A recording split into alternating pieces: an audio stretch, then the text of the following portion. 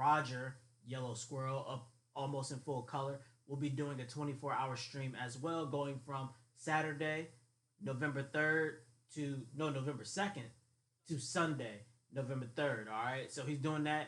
And as you may know, that's daylight saving. So he's actually going to go forth and do a 24-hour stream. For those who don't know, this is in conjunction with the Children's Miracles Network hospitals.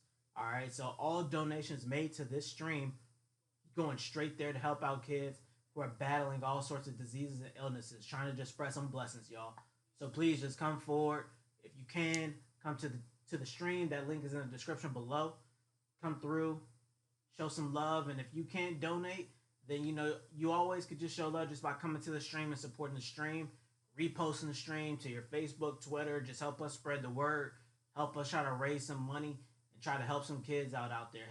Let them have a good holiday season. All right, please help us. This is important. That's why I can't talk that much, because this is real important stuff. So, like I said in that description below, Saturday, November 2nd to Sunday, November 3rd, I will also be on that stream. So, I'm not going to be on it for the whole 25. Roger's really doing the solid. So, shout out to him. Come through to that stream. I'll be there at some point. Like I said, if you can donate, we really appreciate it. If you can't, well, drop the words prayers up in the comment box. All right. Ladies and gentlemen, we appreciate you so much. Thank you so much for all your continued support. As usual, hope you enjoy this video that's coming up. Be easy, be blessed.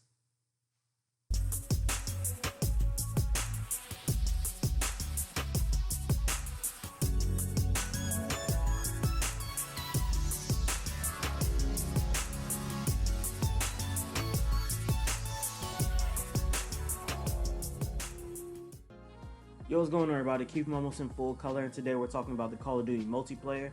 If you're wondering about my thoughts on the campaign, click that iCard above. It'll take you right to that. You can see my thoughts about that. Today, we're talking all about that multiplayer. We're going to start off in the barracks. The barracks houses all the daily challenges, mission challenges. You can go in there, select a mission challenge to complete, but your dailies are, well, daily. Next up, we have our operators. Operators are what give us kind of the uniqueness that comes out of this, right? You have 10 operators for each group, allegiance, coalition. Pick one, and you can customize them out however you want. Pick which one you want to load in as, and that's kind of your way of being unique when you load into the battle.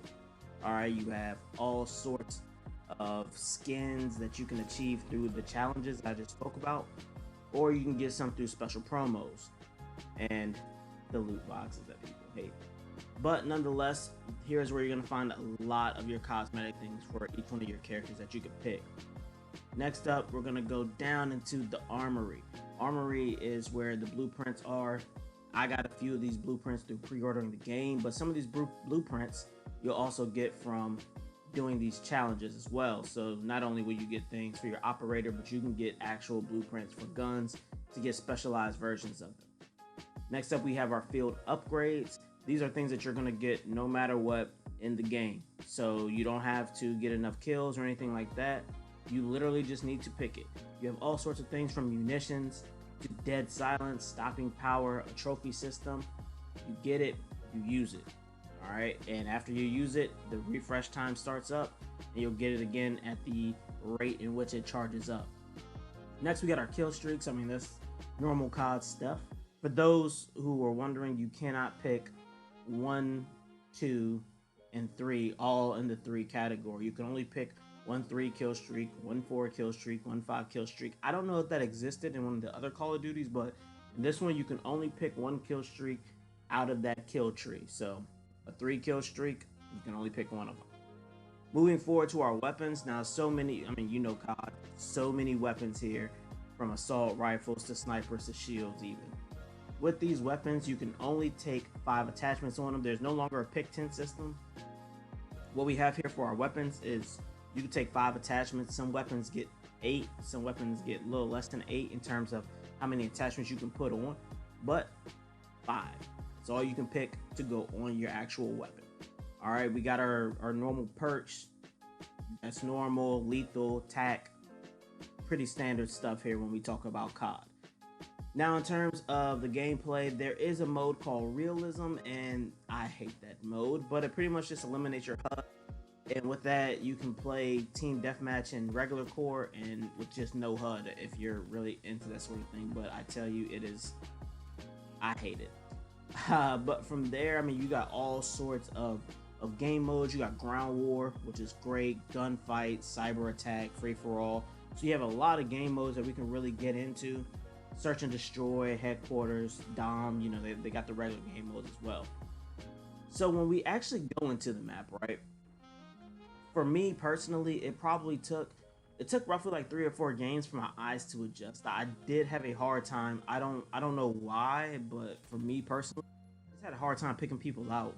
I guess the environment just looked that good to where people kind of blended in really well. To be honest with you, like I said, I don't know what caused this phenomenon, but it did happen.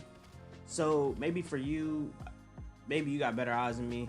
I don't know. My girlfriend tells me I need glasses all the time, but I just had a rough time with it. But after about 3 or 4 games, I ended up, you know, my eyes adjusted, I got acclimated, and I was able to play much better. So right now, also, you know, a lot of Call of Duty when you first start playing is learning where are people going to camp out at, you know, where are people going to, how can you run and gun if you're into that sort of thing. And the maps are so big. There's so many different entry points, exit points, and just camp points, overwatch points. So there are a lot of points that you can get picked from. So if you're a running gunner, you really have to learn these maps to learn what buildings you could dip in and dip out of to get closer to close out on somebody who may be just chilling in the back with a sniper rifle. All in all, I actually like the fact that these maps are this big. I do like to run a gun from time to time, so it kind of makes you be a lot more efficient and a lot more cautious when you're trying to attempt this run and gun stratagem. But for those who are snipers or whatever, I'm pretty sure that you also love this big map style, but also you kind of hate it because, like I just mentioned, there are a lot of buildings. So there are a lot of things that could obstruct your view of the person who's trying to run and close a gap on you. And one of the big reasons why I love this is because you don't really see any more spawn trapping. The maps are too big, so you can spawn somewhere where it's devoid of enemy combatants, and all there is just you and your team, and you can kind of get your way back into the fight at your own pace. It's not like you're going to spawn and then get instantly hit by a grenade. There's only one map, which is Hackney Yard, that is small enough to do the spawn trap. But outside of that one map, I haven't had that issue with any other map, especially on Ground War. Like Ground War, you're not spawn trapping. Those maps are insanely huge. And the fighting points, I think people just don't even want to spawn trap at this point. I haven't ran into a team that aggressively tried to push us back at all. Sound fidelity is something that I highlighted in the campaign video, and it didn't stop there. It carried over into multiplayer. Before, in the older Call of Duties, I would turn on music and just use the mini-map as a way to figure things out. In this, footsteps are loud. I mean, just discerning someone's position from the footsteps is very, very possible, especially if you have a great headset. So now that just adds an extra layer. Not only can you hear bullets and directions, but feet. Like, it's just crazy how now I can't listen to music anymore. I need to have a headset that's gonna really give me that directional hearing and allow me to really abuse and use that feature that's pretty much a standard on most good headsets now. Overall, I thoroughly enjoy the multiplayer. I think it's great.